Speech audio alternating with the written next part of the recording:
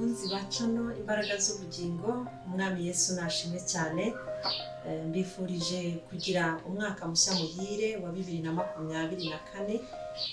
Uwiteka azabahire, Uwiteka azabane namwe muri uyu mwaka, azabahe umugisha, azabiteho muri byose. Uwiteka azagendane namwe kuva ku itariki ya mbere y'ukwa mbere kugeza mu kwa 12 kugeza ku itariki ya nyuma y'ukwa 12, kandi izatangirane namwe undi mwaka. Imana izabahe imbaraga zo gukora umurimo w'Imana no kuba bugufi bw'Uwiteka. Yesu aduhana umugisha. Nitwa Mukandengo Laurence, ndi umukristo mu itorero rya ADEPR Gatenga, niho nkorera umurimo w'Imana. Ngarutse rero imbere yanyu kugira ngo twongere tuganire ku ijambo ry'Imana, kuko ijambo ry'Imana ni umutsima utunga ubugingo, ariko kandi n'impamba idusindagiza mu by'ubu buzima, mu buzima bwa Gikristo. Imana rero iduhana umugisha aho muri hose ku migabane itandukanye muri iyi si, mudutega amatwi mudukurikirana. Imana ibampera imigisha. Reka rero tubanze dusenga Imana kugira ngo Imana ibane natwe muri iki gikorwa tugiye kujyamo. Data wa twese mwiza, turagushimiye, izina ryawe nirihimbazwe. Turagushimiye ko wabanye natwe umwaka ushize wa 2023. Turagushimiye ko watangiranye natwe uyu mwaka wa 2024. Wagize neza Data, watanze ingabo nyinshi zipfa ku bwacu, watubereye Imana, watubambiye amahema, wakoze imirimo itangaza, watubereye amagare n'amafarashi, uratwambutsa. Izina ryawe nirihimbazwe. Ubwami bwawe rero nibuze, utegeke byose bikumvire Imana. Uyu mwanya tugezemo wo kumva ijambo ryawe, reka udufashe nyakubahwa Imana, twoherereza umwuka wera uzi gusobanura amagambo, uzi gusobanura ijambo ryawe. Utwoherereza umwuka wera umwe uri komeza ku nkingi y'imitima yacu. Nyakubahwa Imana, dufashwe nawe Data mwiza, utugirire neza kandi uduhere umugisha n'ukuri mu gutegera amatwi ijambo ryawe. Dawidi yaranditse aravuga ngo nabikiye ijambo ryawe mu mutima wanjye kugira ngo ntagucumuraho. Reka ijambo ryawe mwami urishyitse mu mitima ya benshi, kandi ritubemo rigwiriye kugira ngo tutagucumuraho Uwiteka. Bana natwe rero dufashe, kandi ijambo ryawe mwami uribera umushorera, uryambutse imipaka, urikoresha icyo ritumye mu mitima y'abera. Kandi nyakubahwa Imana murengezi, ijambo ryawe rikomeze kutweza no kudutunganya, kugira ngo Yesu ubwo uzaza uzasange imitima yacu iri maso igutegereje. Yesu, turagushimiye ko wumvise, turagushimiye ko udufashije, turagushimiye ko uduhaye umwuka wera ngo atubere umufasha muri uyu mwanya. Mu izina ryawe ryera Kristo Yesu urakoze, amen. Reka dusome ijambo ry'Imana dusanga muri Yohana ibice 9 umurongo ni uwa 4. Uyu munsi nashatse ko twaganira, mbese ninde nshuti yawe. Nashatse ko twaganira ku ijambo ry'Imana rivuga ku nshuti nziza muzagendana ibihe byose, kuva ukivuka kugeza tugeze mu ijuru.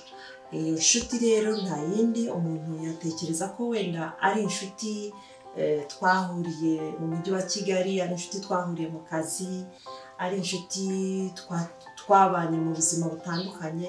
Ariko ijambo ry'Imana rigiye kutubwira inshuti igukwiriye, inshuti ukeneye, inshuti igukunda ibihe byose, itajya igukurwaho n'iminsi cyangwa se n'ibihe. Imana rero iduhana umugisha.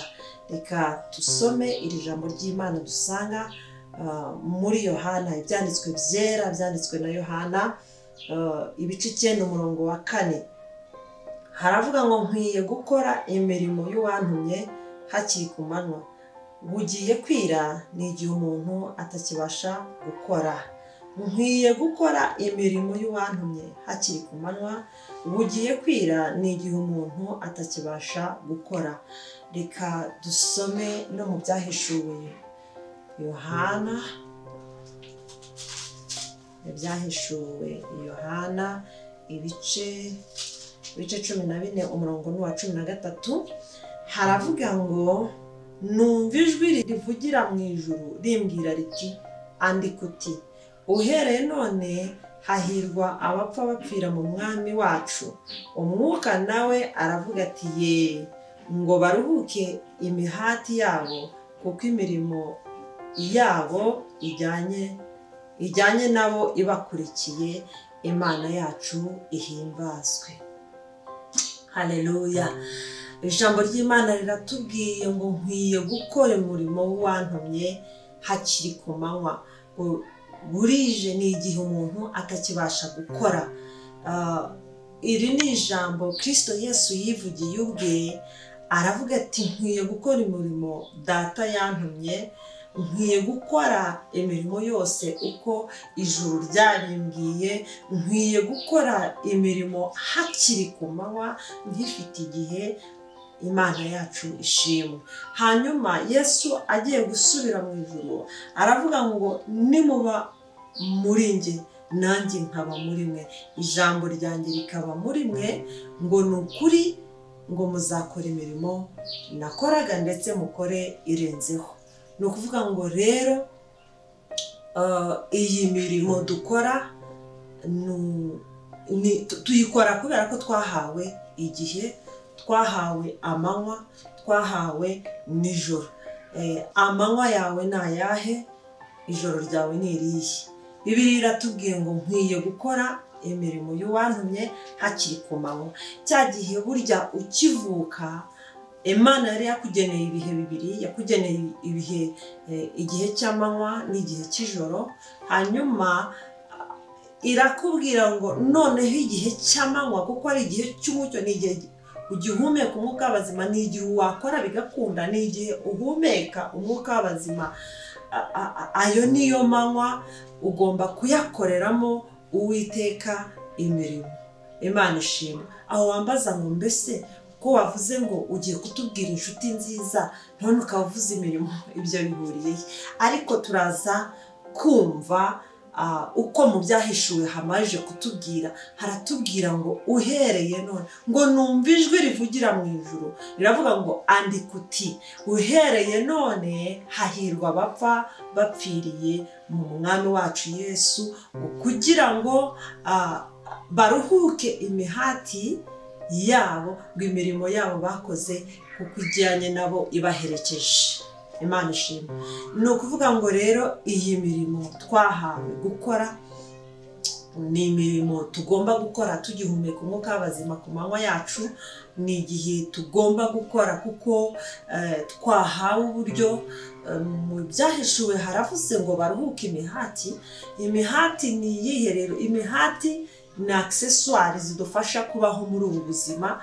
Ni bya bindi duhirimbanira gushaka, buriya kwiga, kubaka amazu, kugura amamodoka, gukora ibintu bishobora kuguteza imbere. Iriya ni imihati. Umuntu wese iyo ageze ku isi ni ibintu biba automatique. Iyo umaze kuva mu biganza by'ababyeyi bagufite mu nshingano zo kukurera ku gato no ku kanini, utangirana n'imihati yawe. Uko ugenda uzamuka mu bitekerezo, uko ugenda wunguka mu bwenge, ni nako ugenda wunguka n'imihati ugomba kugira ngo ubeho mu buzima bugufasha kubaho neza. Imana ishimwe. Iyi mihati rero nayo ifite umumaro. Iyi mihati ifite niyo idushoboza nanone gukora umurimo w'uwadutumye, imirimo y'uwadutumye. Imana yacu ishimwe. Haleluya, haleluya. Ndavuga ngo nuko ngo baruhuke imiruho yabo, baruhuke nako imihati yabo. Iyo mihati rero nayo ni imigisha Imana igenda itwongerera turi muri iyi si. Kuko Petero yabajije Yesu, aramubaza ngo mbese data, ngo twebwe abaretse ibyacu, abasize ibyacu tukemera kugukurikira, ngo twebwe uraduteganyiriza iki? Aravuga ati mwebwe abaretse ibyanyu mukemera kunkurikira. Uwo ni Yesu Kristo amusubiza, aramubwira ngo abarisize ibyanyu mukemera kunkurikira ngo mukiri mu isi muzakubirwa inshuro 100 zirenga 100 muzakubirwa inshuro nyinshi cyane. Uvuga ngo rero mu byo tuzakubirwa harimo n'imihati, uvuga ngo tukiri muri isi dukeneye ibintu bidufasha kubaho neza, dukeneye ibintu bidufasha gukora imirimo y'uwantu, kuko ntiwatura icya 10 n'amaturo, ntiwafasha umukene utabonye aho kura. Ni ukuvuga ngo rero iyo mihati ni imigisha ariko tugomba guhirimbanira. Imana ishimwe, tugomba guhirimbanira kugira ngo tubigereho. Haleluya, haleluya. Ijambo ry'Imana riratubwira ngo kubw'uwo mwahawe, twamuhawe kubw'ubuntu, twamuhawe agakiza ku buntu. Uwo ni Kristo Yesu umwana w'Imana.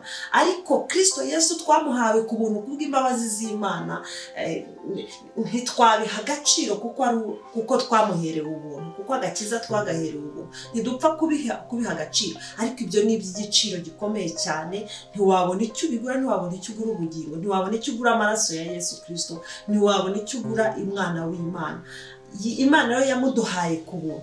Ariko muri uko kuduha Yesu Kristo ku buntu, ntabwo yaduhaye imirimo ku buntu. Hari ibyo tugomba guhirimbanira. Rero iyo mirimo tugomba kwakira umwami Yesu Kristo, tukakira agakiza ku buntu twagenewe n'Imana.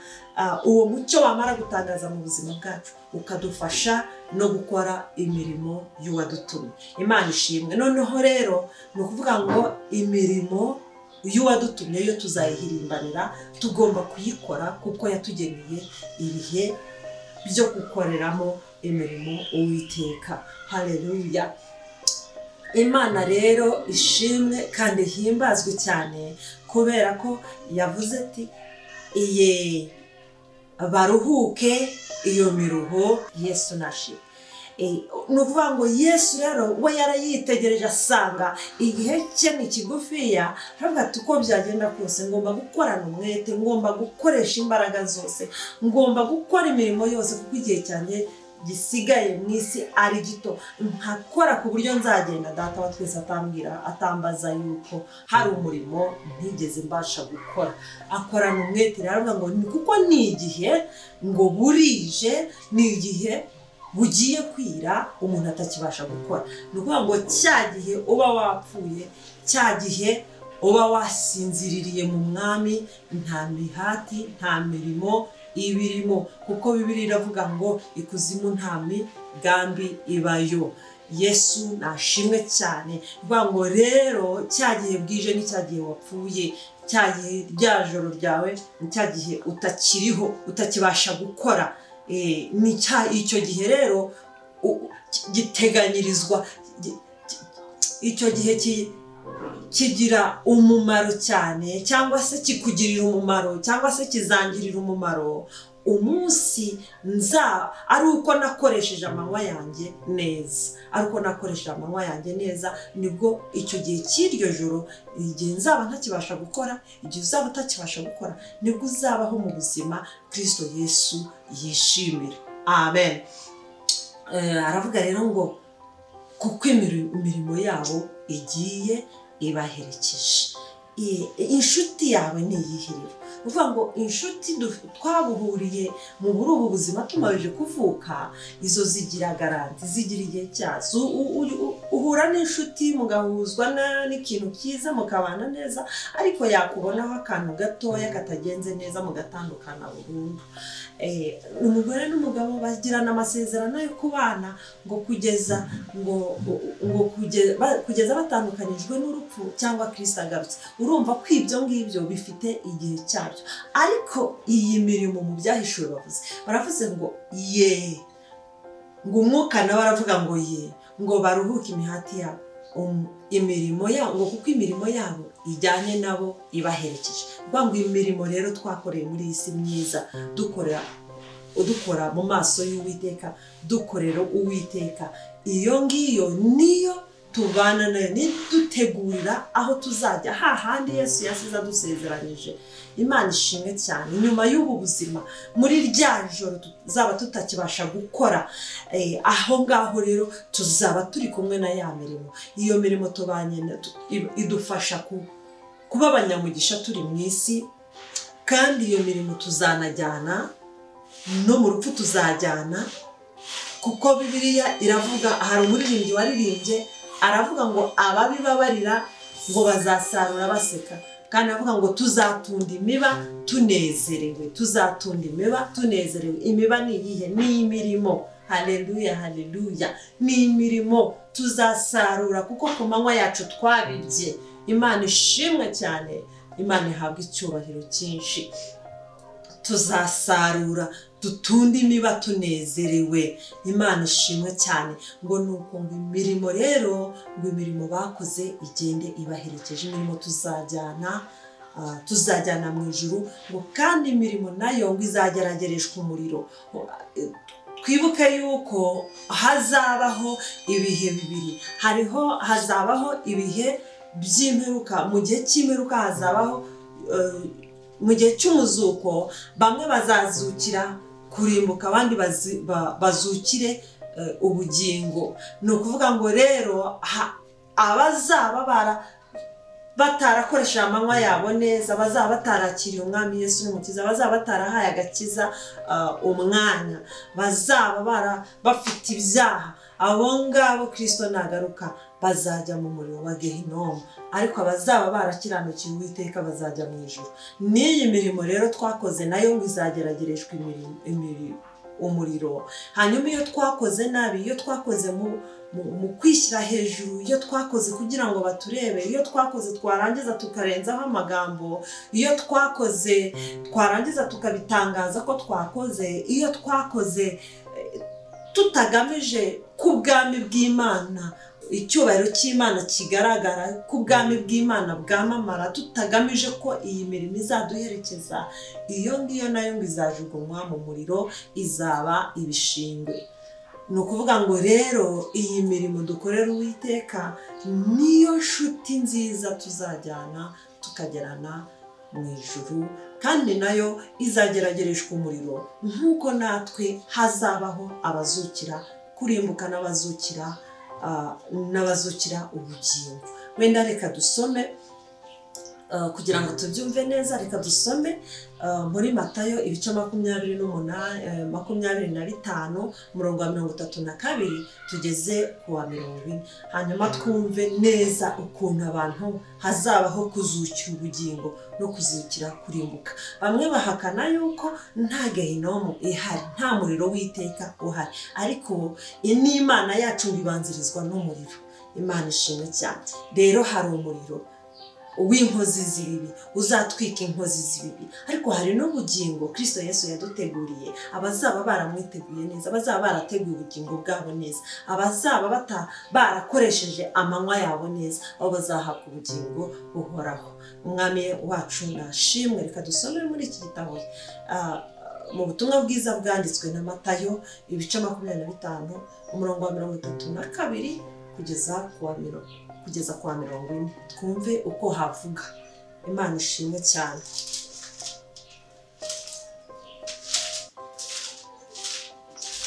Yesu shimwe kandi himbazwe.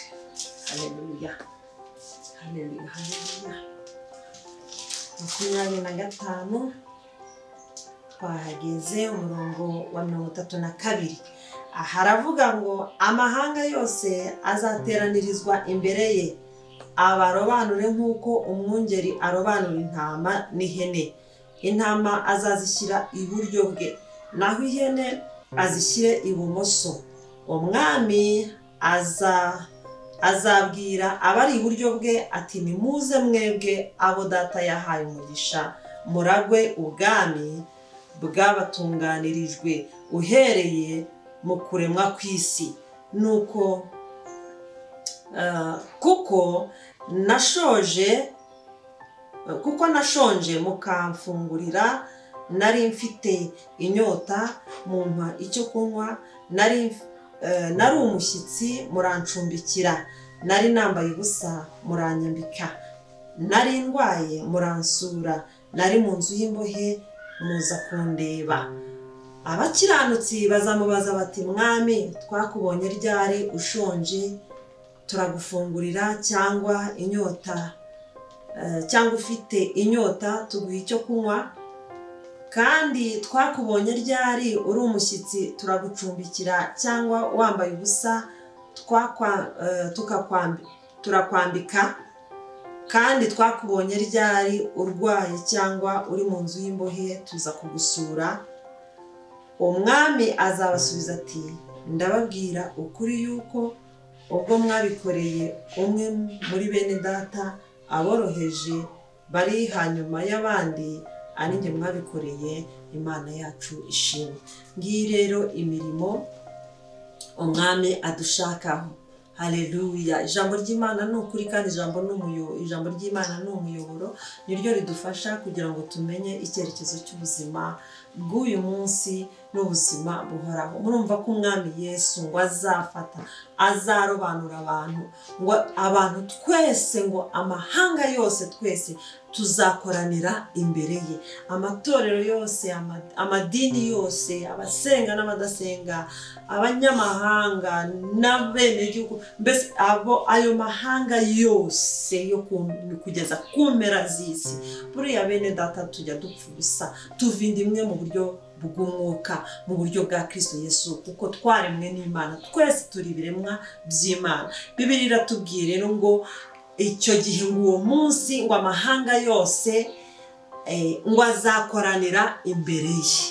Yesu nashimwe. Ngo hanyuma ngo arobanure nk'uko umwungeri arobanura umukumbi. Imana ishimwe. Azarobanura ngo intama azishyire iburyo, arobanure n'ihene azishyire ibumoso. Ngo hanyuma abwire abari iburyo bwiwe, ngo ababwire ati, nimuze mwebwe abo data yahaye umugisha kuva mu iremwa ry'isi. Imana ishimwe cyane kandi ihabwe icyubahiro cyinshi. Ni ukuri murumva ko data wa twese, erega hari impamvu Imana izarobanura. Yaravuze ngo, yewe mwana w'umuntu, ngo nakweretse icyiza icyo ari cyo.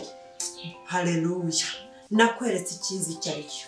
Ukwiriye kugenda wicishije bugufi no kugendana n'Imana iteka. Imana ishimwe cyane. None rero hari igihe tuticisha bugufi. Waba uri umukene, imihati yawe yaraguhaye kugira urwego uriho, ukumva ko utarabonye imigisha y'imihati ashobora kuba watari umuntu, ukumva yuko uwo nguwo mudakwiriye kubana. Ariko Bibiliya iratubwira ngo ni ukuri, ngo kuko mwebwe nari nshonje murangaburira, naje aho muri ndi umushyitsi murancumbikira, nari nambaye ubusa muranyambika, nari ndwaye muransura, nari ndi mu nzu y'imbohe muransura. Imana rero ni aho ngaho dushaka.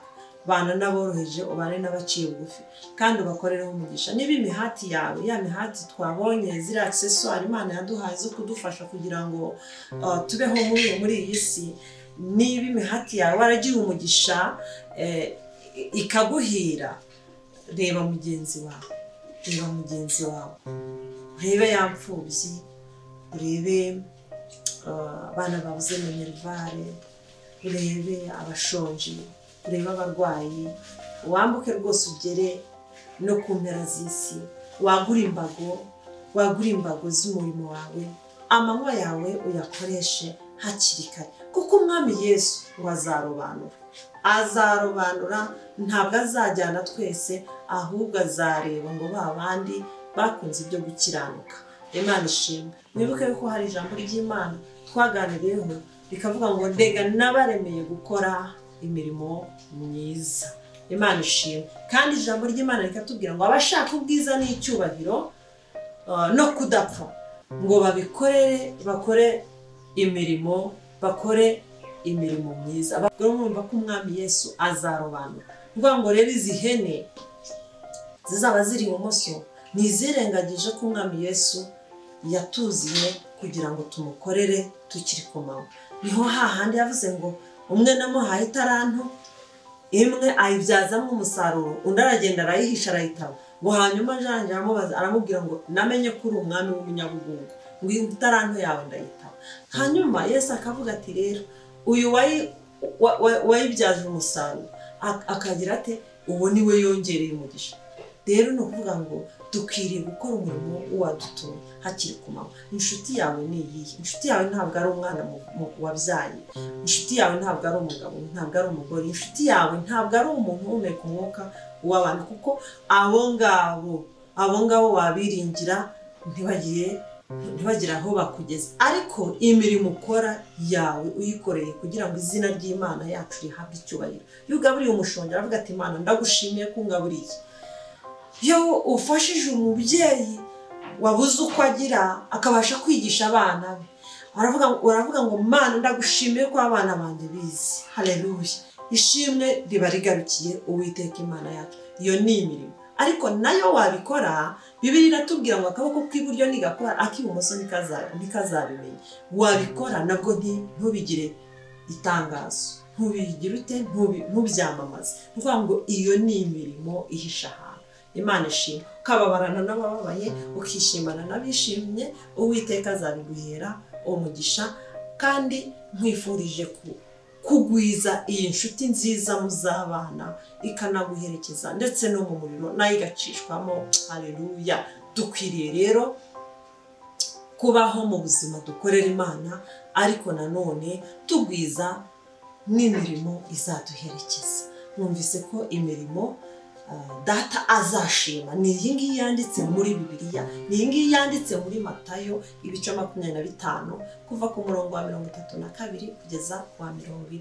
Umwami Yesu rero aduhana umugisha. Numvise nifuza yuko uyu mwaka abantu bakwiriye kwakira Umwami Yesu ku buntu, kuko twamuhawe, twamara kumuhabwa ku buntu noneho tukagira n'imbaraga, tukagira n'umwete wo kubwiza imirimo. Imana ishimwe. Imirimo izadutambutsa, imirimo izaduhesha ubugingo, imirimo izatuma twicara iburyo bwa Data wa twese mwiza, imirimo izatuma twitwa intama. Haleluya. Haleluya. Kandi impamvu tuzitwa intama, ubwo tuzaba twitiranwa na Kristo Yesu, kuko yaravuze ngo dore ntama w'Imana. Niko umwuka yavuze, cyangwa se Yohana niko yavuze ngo dore ntama w'Imana, dore ukiza ibyaha by'abantu. Uwo yari Kristo Yesu yari arimo avuga. Imana ishimwe cyane. Niba Data wa twese ari Yesu Kristo twaherewe, twahawe kubo, ubwo natwe rero twitiranwa na Papa. Haleluya. Uwo munsi tuzaba twitiranwa na Papa, atwicaza iburyo bwe, natwe twitwa izina rye. Haleluya. Haleluya. Kandi ijambo ry'Imana rivuga ngo icyo gihe ngo tuzahabwa ngo andi mazina tutigeze kwitwa, ngo tuzasangayo utubuye twanditseho amazina yacu. Haleluya. Umwami Yesu rero nashimwe. Reka tugire inshuti nziza, inshuti tuzabana ibihe byose. Amakuba n'ibyago bizahoraho, ingorane n'ibibazo bizahoraho, imihati rwose tuzahatana nayo, ariko ibyo byose ntibitubuze kwibikiriza mu ijuru. Mbahaye banki nziza muzabitsamo, mugakora stoke ibihe n'ibihe, kandi nta wakoreye Imana uzikorera amaboko, nta wakoreye Imana uzakorwa n'isoni. Imana izatugirira neza tukiri muri iyi si, ndetse no mu ijuru tuzanywa ku isoko y'ubugingo buhoraho. Imana ibamere umugisha mwinshi. Reka rero dusenga Imana. Niba wabagaho uvuga uti nta murimo nakora, imirimo irahari. Upfa kuba ugihumeka umwuka w'abazima, Yesu yagushyiriyeho amanywa yawe uyakoreshe. Imirimo irahari myinshi, irakuzengurutse, iri imbere yawe. Nta muntu ubura umumaro mu gihe cye, nta muntu ubura umurimo yakora. Imana ikagira gute? Imana ikamuha umugisha. Niyo udafite ibyo uha aba bashyitsi, niyo udafite ibyo uha aba bambaye ubusa, hariya hari inzu y'Imana, wagenda ukayikoramo umurimo, ukayikoramo amasuku, wagenda ukareba umukecuru w'umuturanye, umusaza, cyangwa se undi muntu udafite shinge na rugero, ntiwabura imirimo y'amaboko wamuha, ntiwabura yewe n'inama nziza wamuha, ntiwabura no kumubwiriza ijambo ry'Imana, ntiwabura no kumuririmbira akaririmbo k'Imana kakamusubizamo intege mu bugingo, ntiwabura no gusoma umurongo umwe muri Bibiliya ugafasha abantu benshi. Rero imirimo y'Imana irahari. Uwiteka Imana nyir'ububasha adushoboze, ahubwo adukore no ku maso, tumenye ngo imirimo dukwiriye gukora ni iyihe, kugira ngo itubere inshuti, kugira ngo tugwize ubwinshi bw'izi nshuti. Imana ishimwe. turagushimiye mwami Imana yacu, uri Imana igira neza, uri Imana ibishoboye. Haleluya. Twumvise ijambo ryawe nyakubahwa Imana, twumvise yuko dukwiye gukora umurimo wadutumye. Mana nyir'ububasha, ukiturema, ukitubeshaho, waduteguye imirimo myiza. Reka udushoboze mwami, kandi tuzayikore yose. Ntihazagire umuntu nyakubahwa Imana ugenda adakoze imirimo yawe nk'uko wayimushyiriyeho mu isi. Mu izina rya Yesu Kristo, udukore ku maso tumenye inshuti dukwiriye kugira izo arizo, inshuti dukwiriye kubana nazo mu izina rya Yesu Kristo. Muririmbyi yararirimbye avuga ngo bamwe biringira amagare n'amafarashi, ngo ariko twebwe twiringira Uwiteka, kandi ngo abiringira Uwiteka ntibagira icyiza bakena. Uwiteka we, reka rero kuko abantu bari bakennye imirimo yawe, bari bakennye mwami inshuti zizaduherekeza, reka uduhe imirimo yo gukora mu izina rya Yesu Kristo. Reka udushoboze Yesu, reka utwambike imbaraga, amanywa yacu tuyakoreshe neza mu izina rya Yesu, kugira ngo mwami tugwize imbaraga kandi tugwize imirimo, kuko iyo ngiyo niyo nshuti tuzavana mu isi ikaduherekeza, kuko umwuka nawe ngo azavuga ngo ye baruhuke imihati, kuko imirimo yabo ijyanye nabo ibaherekeje. Mana turagushimiye ko duhaye imirimo tuzajyana, uduhaye kuzatunda imiba tunezerewe. Izina ryawe nirihimbazwe. Ushoboze abanyarwanda n'abanyarwandakazi, ushoboze abari hirya no hino, abanyamahanga, kuko twumvise ko ijambo ryawe ritubwiye ngo uwo munsi ngo amahanga yose azakoranira imbere yawe, ngo maze urobanure nk'uko umwungeri arobanura umukumbi. Mana yo mu ijuru, reka amahanga yose amenye kugukorera, amenye kugira inshuti itari nk'izo mu isi, inshuti tuzagerana no mu ijuru. Urakoze Yesu kutugiriye neza, kandi ko uturinze kuzaba mu ihene, ahubwo uzadushoboza kuba iburyo bwawe mu ntama. Ndagushimiye kuko ubikoreye kwiyubahisha. Reka umwuka wera w'Imana adufashe, kandi umwuka wera w'Imana atumenyeshe ibyo dukwiriye gukora bizaguhesha icyubahiro. Mu izina ryawe ryera Yesu Kristo urakoze. Amen. Ndabashimiye. Imana ibahe umugisha mwinshi. Mukore mwumve video zacu zirangire, hanyuma mukore share, subscribe na comment hasi, kandi hariho n'izo nimero mwajya mutwandikira kuri WhatsApp no kuri email tukabasubiza. Ufite ivugabutumwa ryafasha abantu, ubutumwa bwiza bwa Yesu Kristo ushaka kugeza ku bantu, wadusanga tukaguha umwanya mukadufasha kwamamaza ubutumwa bwiza. Cyangwa se ufite ubuhamya ariko bwubaka abantu mu buryo bwa Gikristo, nabwo watugana tukagufasha, hanyuma ubwami bw'Imana cyangwa se iyi mirimo arizo nshuti zacu tukazigwiza twese. Imana yacu ibamere umugisha. Ndabakunda cyane. Uwiteka abahire muri byose. Amen.